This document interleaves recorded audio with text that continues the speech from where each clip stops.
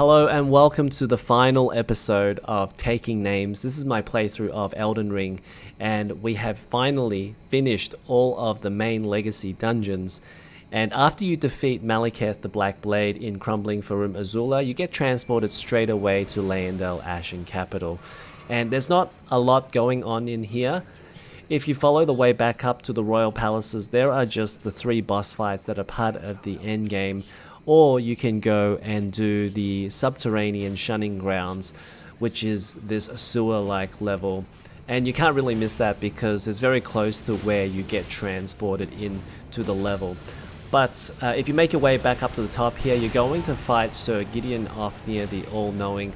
Now, I didn't have too much to do with him during my playthrough. Apparently, he was on your side and trying to help you. But here, he is trying to stop you from becoming the Elden Lord because he believes that no one should become the Elden Lord. So he was kind of just there for story purposes, and it wasn't a very difficult fight. So the next boss battle is the boss before the final boss, and it is Godfrey, first Elden Lord. Now, he made an appearance in Leyndell, but that was the spirit form of him, and now you're fighting the human form of him. He is actually a very similar boss to the one you fought in Leyndell, but he has a lot more moves now. So, I think it's a very similar style of fight, but it is a little bit harder because he hits a lot stronger. So while he wasn't the toughest boss in the game, I do think there are some interesting elements here because with his axe swing, you kind of do want to get as close to him as possible and start meleeing him. And also because even though he moves around a little bit, he is not that difficult to follow around. So it's not like you're fighting against Maliketh where he's jumping all over the place. It's not as difficult to keep up with Godfrey as it is with some of the other bosses. But I think when you get close to him, it is interesting because he has a number of area effect attacks, and those are actually hard to avoid. So there's this interesting dynamic of trying to get close to him but then getting hit by the area effect attacks.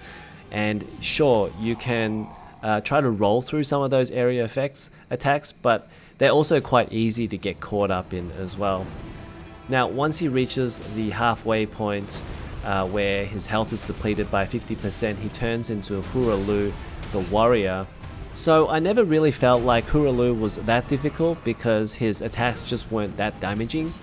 They might have done maybe a quarter to a third of my health at the most, and so I never felt like he was going to one-shot me at any time. Even this move, where he picks me up and just throws me down, might have just taken a third of my health. And also he has this big stomp. And there's also another area effect attack where he pretty much just blows up the entire screen. That, I think it might be this one, no, it could be this one here, where you really have no escape from, so you're just going to have to live with the consequences of those attacks. But it's not like he's going to do it straight away again, so you should be able to heal yourself straight after anyways. But overall, I didn't find him particularly difficult, especially when I had the help of a Mimic tier as well.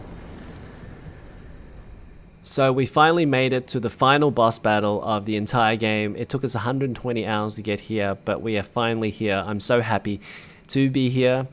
And this is normally a lot longer than I would spend on a single player campaign. Normally I would think that 50 hours is actually a long time for a video game. But that is why I didn't have time to play these Souls games because they would take upwards of 50 to 100 hours to beat. But I wanted to make time for Elden Ring because I figured this was the start of a new franchise, and it was kind of their way of just redoing the Dark Souls all again for this new generation. And so I think this was a good opportunity to come in and make some content for Elden Ring. So this is the final boss, Radagon of the Golden Order. Now the storyline is pretty tricky, but essentially Radagon and Marika are the one and the same god, and they have separate bodies and separate wills, but generally speaking they are one and the same. And so you're fighting against Radagon, the male half here, Marika would be the female half, And when you set fire to the Erd Tree with Melina, she actually released Marika's spirits, and now you're fighting Radagon here at the Erd Tree. Now, Radagon actually has two phases, so there's Radagon here, and also he'll turn into the Elden Beast in the second phase of this boss fight. Now, if you just took Radagon the first phase, I would say that it was a pretty easy fight because he actually moves pretty slow. So aside from that teleport move and some area effect attacks, because he moves a little bit slower than say Maliketh or Melina, I don't think he's that particularly difficult boss fight. But once again, like with most of these two-phase boss fights, you want to kill the first phase as quick as you can, because usually the second phase is the one that's the trickiest, and so you want to save up as many health potions as you can for that phase. So in the second phase, Radagon becomes the Elden Beast, or the Greater Will itself actually consumes Radagon to become the Elden Beast, which however you want to look at it. And this plays pretty much like a dragon boss fight, although it has a few other attacks and moves as well. Like for example, it can just dive into the water and it just appear completely somewhere else. And also the area effect attacks are really large here as well. And there are also some very damaging attacks, especially if you're not careful. Like this beam here that if you get stuck in, you can easily get killed. And so I got very lucky there that I didn't die at that point. But because there are two phases to this, there's the Radagon phase and also the Elden Beast phase, you're kind of like fighting two bosses at once. So it's kind of like if you were to fight Godfrey first and then you fight a dragon. So that's why I would say that this is not an easy fight at all, and I would say it's one of the more challenging fights. And if you've been using the Mimic tier up to this point, he is not as useful against the Elden Beast or other types of dragon enemies because he just can't keep up with following them around all over the screen, because the Elden Beast will just dive in or fly around and then disappear, and then the Mimic tier will have to run to the other location, and usually, more often than not, he's going to get hits a lot of the time while he's chasing them all around the arena. So we're very close to the end of this boss fight. I just want to give my final thoughts on the game.